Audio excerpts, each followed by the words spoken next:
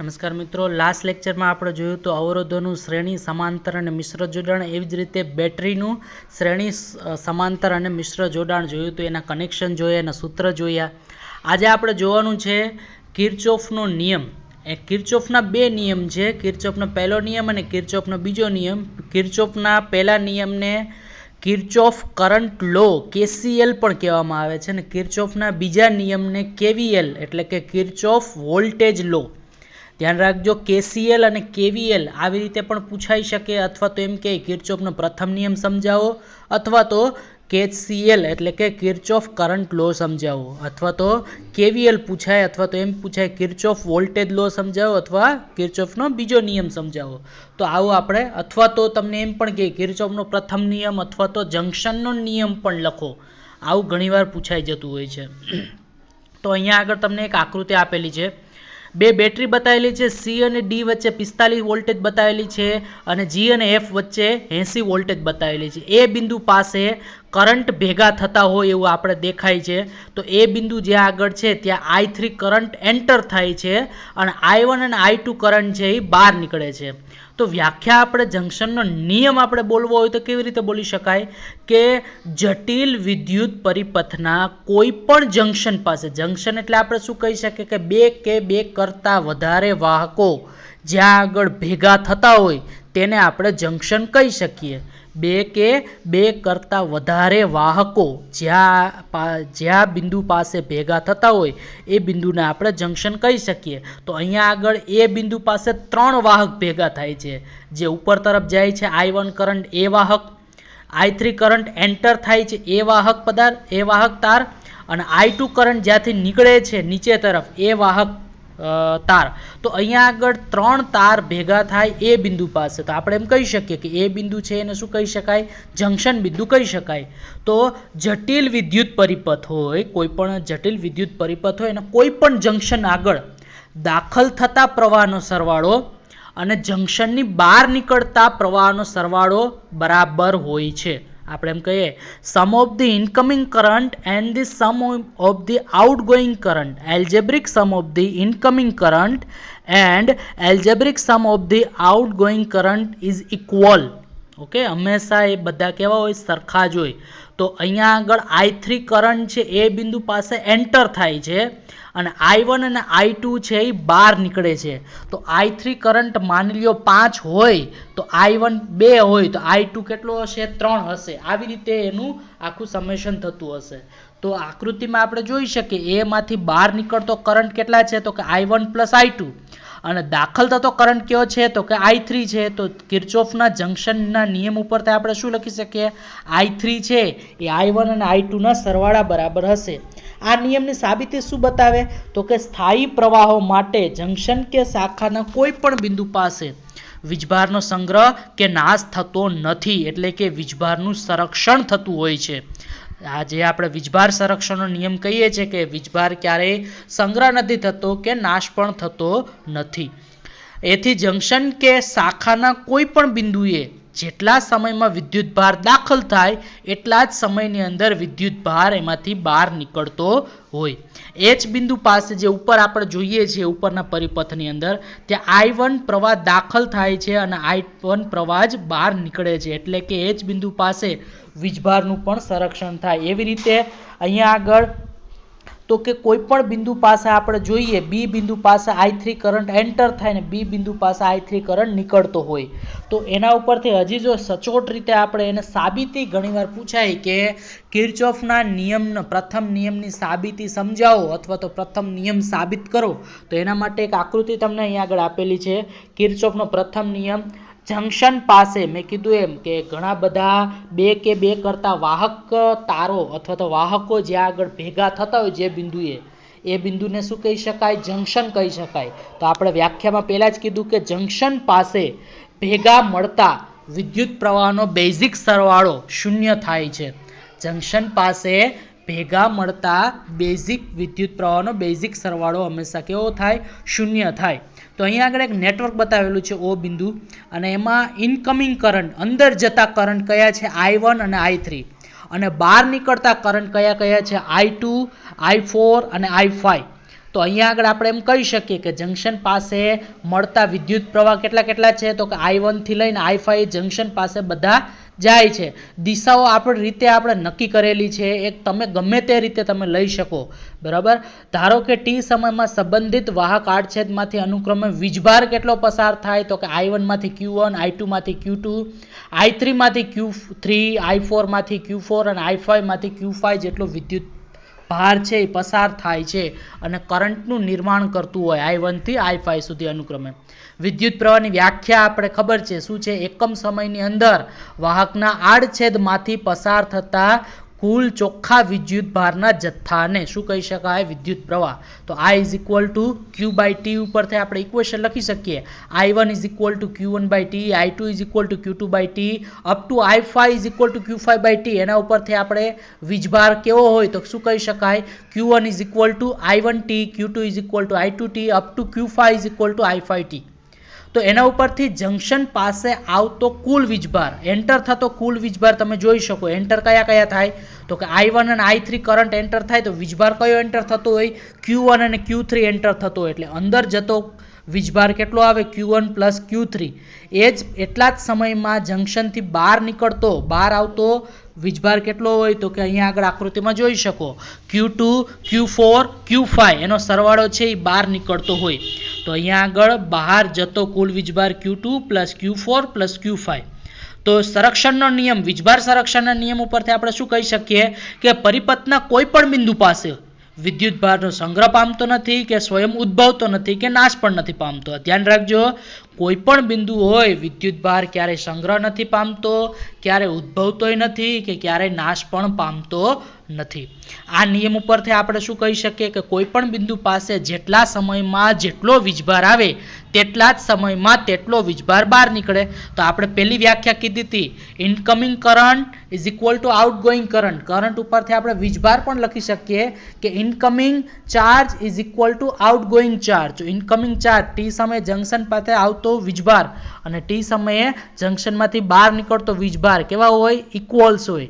તો Q1 plus Q3 એ અંદર જતા છે અને Q2 plus Q4 plus Q5 બહાર આવતા છે, બંને કેવા ઇક્વલ્સ હોય. આપણને ખ્યાલ છે Q1 is equal two I1T, Q3 is equal to I3 એ આપણે મૂકી શકીએ ઇક્વેશનમાં. બંને બાજુથી આપણને ટી કોમન કાઢીએ, ઉડાડીએ તો અહીંયા આગળ શું વધે, I1 plus I3 is equal to I2 plus I4 plus I5. બધાને એક સાઈડ કરીએ એટલે ઇઝ ઇક્વલ ટુ આપણે શું લખીએ, 0. કેના બરાબર, I1 minus I2 plus I3 minus I4 plus minus I5 is equal two 0. તો એના ઉપરથી આપણે એમ કહી શકીએ કે sigma I is equal two 0, I બરાબર 1 to 5, I બરાબર 1 to 5. તો અહીંયા આગળ આપણે શું કહીશું, સિગ્મા એટલે બેઝિક સરવાળો, એલ્જેબ્રિક સમ. તો બેઝિક સરવાળો હંમેશા કેવો હોય, 0 હશે. તો અહીંયા આગળ આપણે એમ કહી શકીએ કે જંક્શન પાસે ભેગા મળતા વિદ્યુત પ્રવાહોનો બેઝિક સરવાળો 0 હોય. જંક્શન તરફ આવતા પ્રવાહોને આપણે ધન લઈએ, જંક્શનથી દૂર જતા હોય એને આપણે માઇનસ લઈએ. અને આનાથી વિરુદ્ધ લ્યો કે જંક્શન પાસે આવતા પ્રવાહ જો ઋણ લઈએ અને જંક્શનથી દૂર જતા પ્રવાહને જો ધન લઈએ તો પણ સાચું છે, તો પણ આપણે એ કરી શકીએ. નિશાની જો અંદર તરફ જતા હોય એને પ્લસ લીધી હોય તો બહાર તરફ નીકળતા એને માઇનસ આપણે લઈ શકીએ. અને જો બહાર તરફ નીકળતા હોય એને ધન લીધી હોય તો અંદર તરફ જતા હોય એને માઇનસ લેવી. નિશાની ગમે તે રીતે આપણે ઇન્ડિકેટ કરી શકીએ ફર્સ્ટ નિયમની અંદર જ, બરાબર. ત્યારબાદ છે કિર્ચોફનો બીજો નિયમ, જેને લૂપનો નિયમ. પહેલા નિયમને જંક્શનનો નિયમ કહેવાય, બીજા નિયમને લૂપનો નિયમ કહેવાય. લૂપ એટલે બંધ પરિપથ થતો હોય. જે બિંદુએથી ચાલુ કરી તમે રાઉન્ડ પૂરું કરી અને કોઈ પણ માર્ગ ઉપર આવી અને એ બિંદુ પાસે તમે ફરી પાછા પહોંચો છો ત્યારે એક લૂપની રચના થાય તો એને બંધ પરિપથ કહી શકાય, લૂપ કહી શકાય. તો એને લૂપનો નિયમ કહેવાય. કિર્ચોફનો બીજો નિયમ પણ કહેવાય, કિર્ચોફ વોલ્ટેજ લો પણ કહેવાય, KVL પણ શોર્ટમાં કહેવામાં આવે છે. નિયમ શું કહે, કોઈ પણ બંધ પરિપથમાં, ખાસ ધ્યાન રાખવાનું, બંધ પરિપથ, કોઈ પણ બંધ પરિપથમાંના અવરોધો અને તેમાંથી વહેતા આનુષંગિક વિદ્યુત પ્રવાહનો ગુણાકાર. ધ્યાન રાખજો, આનુષંગિક એટલે એની અંદરથી જ વહેતો વિદ્યુત પ્રવાહ, જે અવરોધ હોય એ અવરોધમાંથી વહેતો વિદ્યુત પ્રવાહ. તો કે બંધ પરિપથમાંના અવરોધ અને તેમાંથી વહેતા આનુષંગિક વિદ્યુત પ્રવાહના ગુણાકારોનો સમગ્ર બંધ માર્ગ પરના બેઝિક સરવાળો તે બંધ માર્ગ ઉપર લાગુ પાડેલ EMFના બેઝિક સરવાળા બરાબર થાય. એટલે એક બાજુ અવરોધ અને કરંટ એટલે કે આઈઆર ડ્રોપ, જેને આપણે વોલ્ટેજ ડ્રોપ કહીએ, એક બાજુ આઈઆર ડ્રોપ અને બીજી બાજુ આપણે EMF, બેટરી આપણે જે હોય જેટલી પણ EMF, બંને કેવા થાય હંમેશા ઇક્વલ્સ. એટલે IR is equal two E આપણે એવું લખીએ. પછી જેટલા આઈઆર હોય, જેટલા વોલ્ટેજ ડ્રોપ હોય એના બરાબર જેટલી બેટરી હોય એ બરાબર થતું હોય. તો એના ઉપરથી આપણે અહીંયા આગળ ડાયમેન્શન પણ આપેલો છે, એક આકૃતિ પણ આપણે આપેલી છે જે આપણે સોલ્વ કરવાની છે. તો અવરોધો અને વિદ્યુત કોષો ધરાવતા કોઈ પણ બંધ ગાળામાં વિદ્યુત સ્થિતિમાનના ફેરફારનો બેઝિક સરવાળો પણ કેવો હોય? શૂન્ય હોય. બધું એક સાઈડ આપણે લઈ લે, આઈઆર માઇનસ E, પેલી બાજુ હોય તો પ્લસ આપણે E લખ્યો હોય, આ બાજુ આવે તો માઇનસ, ઇઝ ઇક્વલ ટુ આપણે શું લખીએ? 0. તો એના ઉપરથી આપણે એમ કહી શકીએ કે અવરોધ અને વિદ્યુત કોષો ધરાવતા કોઈ પણ બંધ ગાળાના સ્થિતિમાનના ફેરફારનો બેઝિક સરવાળો હંમેશા કેવો હોય? શૂન્ય હોય. આકૃતિ આપેલી છે, આકૃતિનો પથ આપણે નક્કી કરીએ. આપણે આપણો પથ નક્કી કરવાનો હોય, એક ગમે તે રીતે નક્કી કરે. મેં પથ નક્કી કર્યો છે અહીંયા A થી B થી C થી D થી E, ફરી પાછું A ઉપર, એટલે એક બંધ ગાળો નક્કી કરેલો છે A થી B થી C થી D થી E થી ફરી પાછું A. તો જે મેં અહીંયા આગળ સાઇન પણ રેડ કલરે બતાવેલી છે. તો જુદી જુદી શાખામાં આપણને અવરોધ આપેલા છે R1, A થી B માં R1, B થી C માં R2, C થી D માં R3, D થી E માં R4 અને E થી A માં R5 અવરોધ આપેલા, અને એના પોતાના કરંટ આપેલા છે, અલગ અલગ કરંટ. R1 માંથી અવરોધ R1 માંથી I1 કરંટ, I2 માંથી I2 કરંટ, R3 માંથી I3, R4 માંથી I4 કરંટ અને I5 માંથી R5 માંથી I5 કરંટ. અને એ પ્રમાણે એની દિશા પણ ધ્યાન રાખજો, કરંટની દિશાને તીરની નિશાની વડે ઇન્ડિકેટ કરેલી છે. I1 ની કરંટની દિશા તમે જોઈ શકો, I2 ની કરંટની દિશા જોઈ શકો, I3 ની દિશા તમે જોઈ શકો, I4 અને I5 બધાની ડાયરેક્શન અલગ અલગ છે. આપણી પાસે નોડલ જે નોડ આપણે આપેલા છે, નોડ એટલે અહીંયા આગળ જંકશન બિંદુ, A બિંદુ, B બિંદુ, C, D અને E, એની પાસેના વોલ્ટેજ આપણે કહી શકીએ. A બિંદુ પાસેનું વોલ્ટેજ VA, B બિંદુ પાસે VB, C બિંદુ પાસે VC, D બિંદુ પાસે VD અને E બિંદુ પાસે VE છે. બંધ પરિપથમાં કોઈ એક બિંદુથી શરૂ કરી સમઘડી પણ તમે લઈ શકો, જે ક્લોકવાઇઝ મેં બતાવ્યું છે એ પ્રમાણે, અને વિષમ ઘડી એન્ટી ક્લોકવાઇઝ પણ તમે લઈ શકો. જે મેં પથ બતાવેલો છે કઈ રીતે, A થી B, C, D, E થી A માર્ગે બતાવેલો છે. તમે ઊંધું પણ લઈ શકો વિષમ ઘડી દિશામાં, A થી E થી D થી C થી B થી A પણ લઈ શકો. એન્ટી ક્લોકવાઇઝ ડાયરેક્શન પણ લઈ શકાય. ક્લોકવાઇઝ ડાયરેક્શન અને એન્ટી ક્લોકવાઇઝ ડાયરેક્શન, સમઘડી કે વિષમ ઘડી, કોઈ પણ બિંદુએ આપણે એનું વિદ્યુત સ્થિતિમાન નક્કી કરી શકીએ. હવે એના માટે અમુક નિયમો છે. આપણે આ લખવું હોય, આના જે આખો પરિપથનું સમીકરણ લખવું હોય તેના અમુક ચોક્કસ નિયમો છે. નિયમ પ્રમાણે જ આપણે ચાલવું પડે. કે જો કોઈ શાખામાં મુસાફરીની દિશા, એટલે આપણે નક્કી કરી, આપણે કઈ નક્કી કરી? A થી B થી C થી D થી A, બરાબર. તો મુસાફરીની દિશા અને પ્રવાહની દિશા અલગ અલગ હોઈ શકે અને સરખી પણ હોઈ શકે. આપણા મુસાફરીની દિશામાં A થી B તરફ જુઓ, આપણી દિશા ક્યાંથી ક્યાં છે? A થી B, જે આપણી મુસાફરીની દિશા છે. અને કરંટની દિશા તમે જુઓ, I1 ના કરંટની દિશા A થી B માં, તો આપણી દિશા, આપણી મુસાફરીની દિશા અને કરંટની દિશા બે કેવી થાય? સરખી થાય. ફરી પાછું B થી C માં જુઓ, આપણી દિશા B થી C મુસાફરીની દિશા, અને કરંટની દિશા C થી B, બે એકબીજાથી અપોઝિટ છે, એકબીજાથી વિરુદ્ધ છે. પછી C થી D માં જુઓ, તો C થી D માં આપણો મુસાફરીનો માર્ગ છે C થી D, અને એના કરંટની દિશા છે એ પણ C થી D છે. I3 ની ડાયરેક્શન જુઓ, C થી D તો સેમ છે. પછી D થી E માં જુઓ, તો કરંટની દિશા, તો કે આપણા મુસાફરીની દિશા કઈ છે? D થી E, અને જ્યારે કરંટની દિશા E થી D છે, એકબીજાથી અપોઝિટ વિરુદ્ધ દિશામાં છે. તો સરખી પણ હોઈ શકે અને વિરુદ્ધ પણ હોઈ શકે. હવે એને લખવું કઈ રીતે? જો સરખી હોય, મુસાફરીની દિશા અને પ્રવાહની દિશા, કરંટની દિશા જો સમાન હોય, તો વોલ્ટેજ એટલે IR drop, I into R એ કેવું લેવાનો? ઋણ લેવાનો. એટલે કે વિદ્યુત સ્થિતિમાન V ઇઝ ઇક્વલ ટુ શું લખીએ આપણે? IR. ઓહમના નિયમ ઉપરથી શું લખીએ? V is equal two IR. તો IR કેવો લેવાનો? અહીંયા આગળ ઋણ લેવાનો. અને જો બંને દિશા એકબીજાથી વિરુદ્ધ હોય, કઈ દિશા? મુસાફરીની દિશા અને પ્રવાહની દિશા. તો વિરુદ્ધ હોય તો સ્થિતિમાન કેવો લેવાનો? ધન લેવાનો. આ વસ્તુ ખાસ યાદ રાખજો. અહીંયા આગળ A થી B તમે જુઓ, A થી B પરિપથમાં તમે આકૃતિમાં જુઓ, A થી B તો મુસાફરીની દિશા A થી B છે, કરંટની દિશા પણ A થી B છે. બંને કેવી છે? સમાન.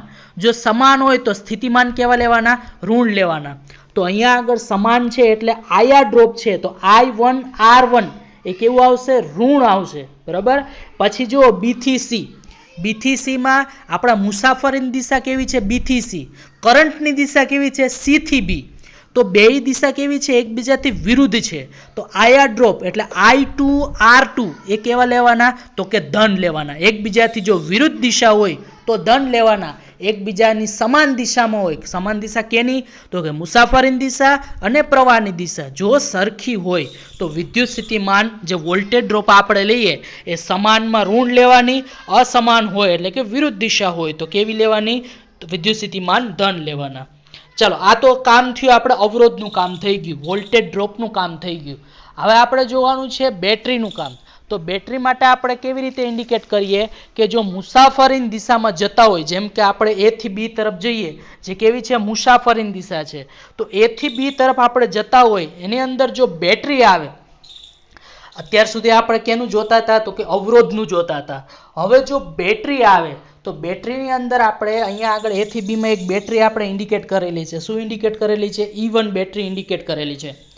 તો મુસાફરીની દિશામાં જો બેટરીનો ઋણ છેડો આવે તો પ્લસ આપણે સૂત્રમાં મૂકવાનું, અને બેટરીનો જો ધન છેડો આવે તો માઇનસ બેટરી આપણે ઇન્ડિકેટ કરવાની.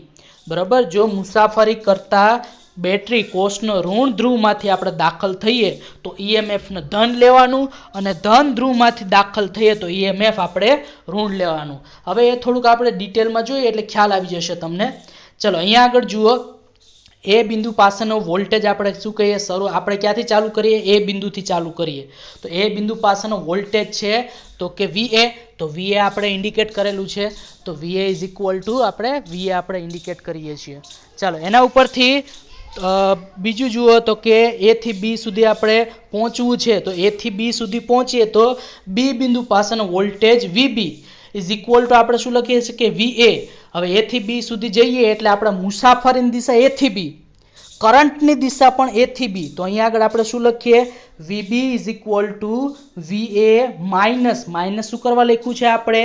તો કે કેવી છે? બંને દિશા સરખી છે એટલે IR ડ્રોપ કેવો આવશે? માઇનસ આવશે. એટલે માઇનસ I1 R1 પ્લસ પછી શું થશે? તો કે EMF આવે છે. EMF માં મેં કીધું એમ કે જો મુસાફરીની દિશામાં ઋણ પ્લેટ આવે, જો બેટરીનો ઋણ પ્લેટ આવે, આપણે ક્યાં જઈએ? A થી B તરફ. તો કેવી પ્લેટ આવે? પહેલા વહેલા ઋણ પ્લેટ આવે તો EMF કેવું બતાવવાનું? ધન બતાવવાનું. અને જો ધન પ્લેટ આવે તો ઋણ બતાવવાનું. તો અહીંયા A થી B તરફ જઈએ એટલે ઋણ પ્લેટ આવે તો EMF કેવું બતાવ્યું? અહીંયા આગળ ધન બતાવ્યું, પ્લસ E1.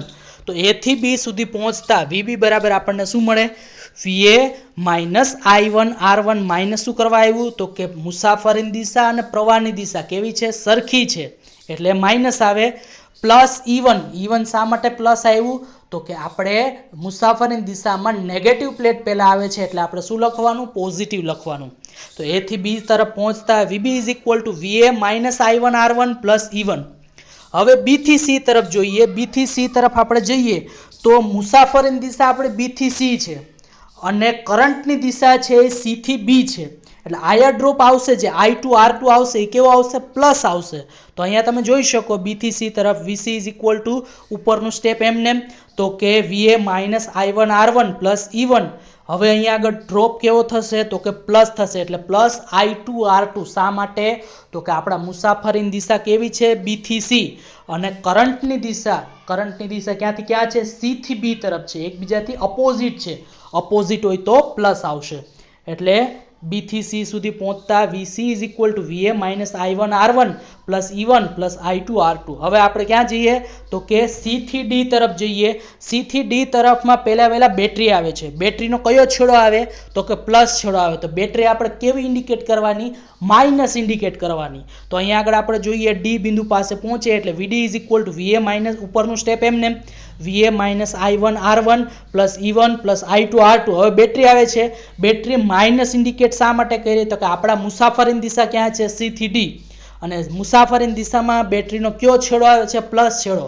તો શું ઇન્ડિકેટ કરવાનું? માઇનસ ઇન્ડિકેટ કરવાનું એટલે માઇનસ E2. અને સાથે સાથે હવે શું આવે છે? અવરોધ આવે છે. તો મુસાફરીની દિશા C થી D અને કરંટની દિશા પણ ક્યાં છે? C થી D. તો બંને સરખી દિશા છે. સરખી દિશા હોય તો અવરોધ કેવો આવશે? માઇનસ આવશે. એટલે માઇનસ I3 R3. તો અહીંયા આગળ પણ માઇનસ I3 R3. ફરી પાછું D થી એ પ્રમાણે તો VE બરાબર શું લખી શકાય? VA minus I1 R1 plus E1 plus I2 R2 minus E2 minus I3 R3. અને ક્યાંથી જઈએ છીએ? D થી E બિંદુ પાસે. આપણા મુસાફરીની દિશા કઈ છે? D થી E. કરંટની દિશા ક્યાં છે? એનાથી અપોઝિટ E થી D. તો કેવું આવશે? એકબીજાથી વિરુદ્ધ દિશામાં હોય તો પોઝિટિવ આવે. તો વિરુદ્ધ દિશામાં છે એટલે I4 R4 છે કેવું આવશે? પોઝિટિવ આવશે. હવે ફરી પાછું તો કે E થી A બિંદુ પાસે આવીએ. તો E થી A બિંદુ પાસે આવીએ એટલે ફરી પાછું VA આપણને વોલ્ટેજ મળે. તો VA ઇઝ ઇક્વલ ટુ ઉપરનું સ્ટેપ એમને અને અહીંયા આગળ શું આવશે તો કે E થી A. આપણા મુસાફરીની દિશા ક્યાં છે? E થી A. કરંટની દિશા ક્યાં છે? A થી E. એકબીજાથી અપોઝિટ છે. અપોઝિટ હોય તો પ્લસ આવશે એટલે I5 સર. ઓકે, તો અહીંયા આગળ આપણને એક ઇક્વેશન આપણને મળે. હાલો હવે અહીંયા આગળ બંને બાજુથી VA આપણને શું કરીએ? કેન્સલ કરી નાખીએ. એક બાજુ જે I1 R1 વાળા જેટલા સ્ટેપ છે જમણી બાજુ લઈએ, ડાબી બાજુ લઈએ અને EMF વાળા જે સ્ટેપ છે એ આપણે જમણી બાજુ લઈએ. તો I1 R1 minus I2 R2 plus I3 R3 minus I4 R4 minus I5 plus છે માઇનસ થઈ જશે, માઇનસ થઈ બધા પ્લસ થઈ જશે ઇઝ ઇક્વલ ટુ તો કે બેટરીને બરાબરની પેલી બાજુ જવા દઈએ તો શું લખી શકાય? પ્લસ E1 છે એ શું થઈ જશે? માઇનસ E1 થઈ જશે અને માઇનસ E2 છે એ પ્લસ E2 થઈ જશે. અહીંયા આગળ આપણે શું કહી શકીએ તો કે ડાબી બાજુ જે છે એ આપણે આયર ડ્રોપનો શું છે? બેઝિક સરવાળો છે. એટલે સિગ્મા બરાબર આપણે શું લખીએ? I બરાબર 1 to n IR into RI is equal two જમણી બાજુ આપણે EMF નો બેઝિક સરવાળો છે. એટલે અહીંયા આગળ I બરાબર 1 to n EI. તો અહીંયા આગળ આપણે જે નિયમ કીધો તો શું કીધો તો નિયમ કે ભાઈ કોઈ બંધ પરિપથમાં અવરોધો અને તેમાંથી વહેતા આનુષંગિક વિદ્યુત પ્રવાહનો ગુણાકારનો બેઝિક સરવાળો.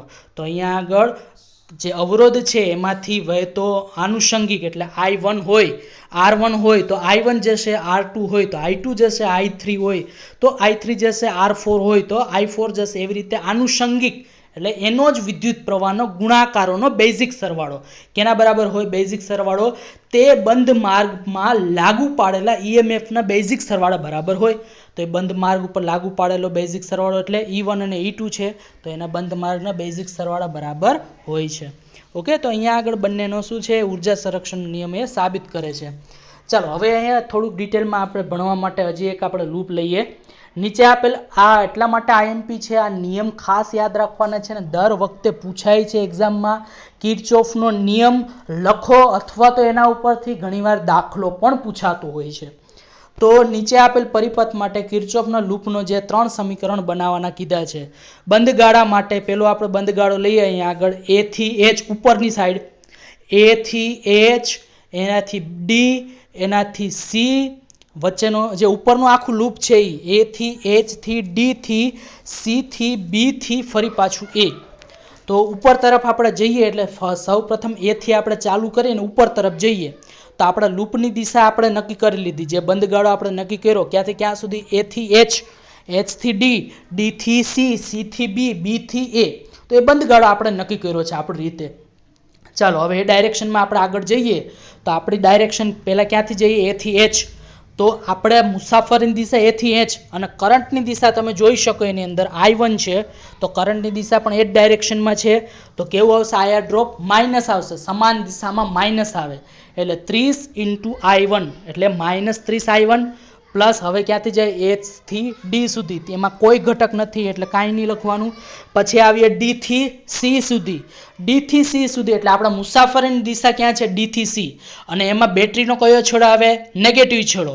નેગેટિવ છેડો હોય તો બેટરી કેમ લખવાની? પ્લસ લખવાની. તો પ્લસ 45 લખ્યું. પછી આપણે લખીએ ક્યાંથી ક્યાં? C થી B સુધી. તો C થી B માં તો કે આપણો અવરોધ 1 ઓહમ આપેલો છે, એની અંદર કરંટની ડાયરેક્શન તો કે એ પણ સેમ છે, એટલે આપણે મુસાફરીની દિશા અને કરંટની દિશા C થી B બંને કેવું છે? એક જ ડાયરેક્શનમાં. તો શું આવશે? -1 × I3, કેમ કે એમાં કરંટ કેટલો જાય? વચ્ચેના પરિપથમાં I3 જેટલો કરંટ જાય, તો -I3. એવી રીતે B થી A તરફ ફરી પાછું જ્યાંથી ચાલુ કરીએ એ બિંદુ આપણે બંધ પરિપથ હોવો જોઈએ, એટલે ફરી પાછા એ બિંદુએ પહોંચીએ તો B થી A તરફ 40 ઓહમ છે વચ્ચે, અને એમાંથી કરંટ I3 જાય છે. મુસાફરીની દિશા B થી A છે, કરંટની દિશા પણ B થી A છે, સેમ છે એટલે માઇનસ આવે. તો -40 I3 = આપણે શું લખી શકીએ? 0. બરાબર. બધામાંથી આપણે જે કોમન કાઢવાનું હોય અને સમીકરણ 1 આપણે બતાવી દઉં. એવી રીતે બંધગાળો ફરી પાછો આપણે શું લેવાનો છે? B થી આખો પરિપથ ઉપર વચલો પરિપથ કાઢી નાખો અને આખો પરિપથ લ્યો, એટલે A થી H થી D થી E નીચે લઈ જવાનું, D થી E, પછી F, G અને A. તો વચ્ચેનો પરિપથ હવે આપણે ગણતરી કરવાનો નથી, એટલે ઉપરનો પરિપથ આખો ઉપર લૂપ લેવાનું. એ પ્રમાણે તમે લેશો એટલે ખ્યાલ આવશે. પછીનો પરિપથ છે બંધગાળો, તો કે નીચેનો જે લૂપ છે એ તો કે A થી ક્યાં સુધી? A થી B થી C થી D, નીચે આવી જાઓ, D થી E થી F થી G થી ફરી પાછું A. તો 3 પરિપથ આપણે અહીંયા આગળ ટોટલ મળે છે. પહેલું ઉપરનું લૂપ, બીજું નીચેનું લૂપ અને ત્રીજું તો કે આખું લૂપ. એમ 3 લૂપ છે. ત્રણેય લૂપના સમીકરણ તમારે જાતે સોલ્વ કરવાના છે, જે તમને અહીંયા આગળ આપેલા પણ છે, પણ જાતે સોલ્વ કરજો નિયમ બરોબર મગજમાં યાદ રાખીને. ત્યારબાદ છે વિસ્ટન બ્રિજ એટલે શું અને તેનો સિદ્ધાંત સમજાવો. વિસ્ટન નામનો વૈજ્ઞાનિક હતો, એની વિદ્યુત પરિપથનો આકાર કેવો કર્યો? તો કે પુલ જેવો આકાર કર્યો. એના ઉપરથી એને વિસ્ટન બ્રિજ, બ્રિજ એટલે પુલ, તો વિસ્ટન બ્રિજ જેવો એક આકાર અહીંયા નક્કી કર્યો અને વિસ્ટન નામના વૈજ્ઞાનિક ઉપરથી એને વિસ્ટન બ્રિજ પણ કહેવામાં આવે છે. એણે શું કર્યું? તો કે ચતુષ્કોણની ચારેય ભુજાની અંદર R1, R2, R3 અને R4 એમ 4 અવરોધ જોડી દીધા, જેમાં 3 અવરોધ છે એ કેવા હતા? તો કે જાણીતા. જેમાં અહીંયા આગળ આપણે કહીએ કે R1, R2 અને R3 એ જાણીતા છે, અને R4 છે અજ્ઞાત છે, જેનો અવરોધ આપણને ખ્યાલ નથી. બીજું કે બે છેડા વચ્ચે ગેલ્વેનોમીટર આપણે જોડીએ અને બે છેડા વચ્ચે આપણે બેટરી જોડીએ. તો અહીંયા આગળ A અને C વચ્ચે આપણે બેટરી જોડેલી છે અને B અને D વચ્ચે આપણે ગેલ્વેનોમીટર G. ગેલ્વેનોમીટરનું કામ શું? તો કે એમાંથી કરંટ ફ્લો થતો હોય, એકદમ સેન્સિટિવ હોય, કરંટ કઈ ડાયરેક્શનમાં ફ્લો થાય છે આપણે બતાવતું હોય છે. તો અહીંયા આગળ આપણે વિકર્ણના એક છેડે A થી C વચ્ચે આપણે શું? બેટરી જોડેલી અને વીજકળ સાથે જોડવામાં આવે અને બેટરી આમ કહેવામાં આવે છે. બીજા વિકર્ણ છે એમાં આપણે ગેલ્વેનોમીટર જોડેલી છે એટલે એને ગેલ્વેનોમીટર ભુજ કહેવામાં આવે છે. બેટરીનો આંતરિક અવરોધ આપણે કેવો ધારેલો છે? 0 છે, એવું આદર્શ બેટરી આપણે ઇન્ડિકેટ કરેલી છે. આનુષંગિક પ્રવાહ છે અવરોધમાંથી R1 માંથી R2, R3, R4 માંથી I1, I2, I3, R4 current જતો હોય છે. 4 અવરોધ પૈકી 3 અવરોધ છે જ્ઞાત એટલે કે જાણીતા છે, જેમ કે R2, R1 અને R3 જાણીતા છે. R4 કેવો છે? અજ્ઞાન, એટલે કે આપણને ખ્યાલ નથી કેટલો છે.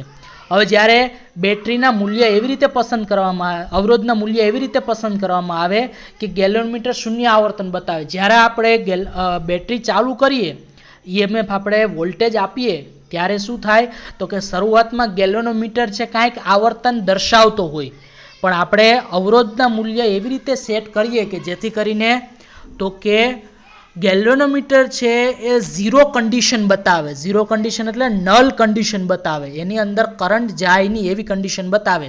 એનો મતલબ શું થયો? કે B અને D બિંદુ પાસે વોલ્ટેજ કેવા હશે? સરખા હશે. B બિંદુ પાસેનો વોલ્ટેજ 5 માની લ્યો અને D બિંદુ પાસેનો વોલ્ટેજ જો 5 હોય તો 5 - 5 એટલે 0. વોલ્ટેજ 0 એટલે એની અંદરથી કરંટ પાસ થાય નહીં. એનો મતલબ કે કેવી કન્ડિશનમાં છે? નલ કન્ડિશનમાં છે, મતલબ કે બેલેન્સ કન્ડિશનમાં છે એમ કહી શકાય, સંતુલિત કન્ડિશનમાં. એટલે જ્ઞાત અવરોધના મૂલ્ય એવી રીતે પસંદ કરવામાં આવે કે જેથી ગેલ્વેનોમીટર 0 આવર્તન દર્શાવે છે. આવી સ્થિતિને કહી શકાય સંતુલિત સ્થિતિ, નલ કન્ડિશન કહી શકાય. બ્રિજની સંતુલિત સ્થિતિમાં I1 ઇઝ ઇક્વલ ટુ આપણે શું લખી શકીએ I3 અને I2 ઇઝ ઇક્વલ ટુ શું મળે I4 મળે. તો બંનેના આપણે કિર્ચોફનો નિયમ આપણે લગાડીએ. પહેલાં અહીંયા બે લૂપ બને છે. બે લૂપ કયા કયા? A થી B થી D થી A. ધ્યાન રાખજો, A થી B થી D થી A. અને બીજું લૂપ બને છે B થી C થી D થી B. બે લૂપ બને છે. બંને લૂપની અંદર આપણે કિર્ચોફનો બીજો નિયમ આપણે જે ભણ્યા છે એ લગાડવાનો છે. તો પહેલા લૂપમાં આપણે જુઓ કરંટની દિશા, આપણે મુસાફરીની દિશા ક્યાં છે? A થી B થી D થી A. મતલબ કે A થી B, તો કરંટની દિશા A થી B અને લૂપની દિશા પણ A થી B એટલે નેગેટિવ આવે, નેગેટિવ I2 R2. ઓકે, તો અહીંયા આગળ I1 R1 એવી રીતે -I1 R1 + 0 + I2 R2 is equal two 0. તો I1 R1 is equal to I2 R2. તો ઇક્વેશન નંબર 1. એવી રીતે બીજા ગાળા માટે પણ equation I4 R4 + 0 - I3 R3 is equal two 0. તો બંનેને બરાબરની પેલી બાજુ લઈ જાઓ તો I4 R4 is equal to I3 R3. પણ આપણને એ પણ ખબર છે કે I1 is equal to I3 અને I2 is equal two I4. તો એના ઉપરથી I1 R1 is equal to I2 R2 equation 1 અને 2 બંનેને આપણે શું કરીએ? ડિવાઈડ કરીએ. તો કરંટ ઉડી જશે એટલે I1 by R3 is equal to I2 by R4. I1 by R2 is equal to I3 by R4. તો એના ઉપરથી આપણે જે અનનોન છે એ આપણે મેળવી શકીએ. ઓકે, તો આજ માટે આટલું. આના નેક્સ્ટ લેક્ચરમાં ગેલ્વેનોમીટર જે આપણે અહીંયા વિસ્ટન બ્રિજ છે એના જ ઉપરથી આપણે મીટર બ્રિજ ભણવાનું છે. ઓકે, તો તમારા હોમવર્કની અંદર કિર્ચોફના બંને નિયમ અને વિસ્ટન બ્રિજ આ બંને લખીને આવવાનું છે. Okay, thank you, by.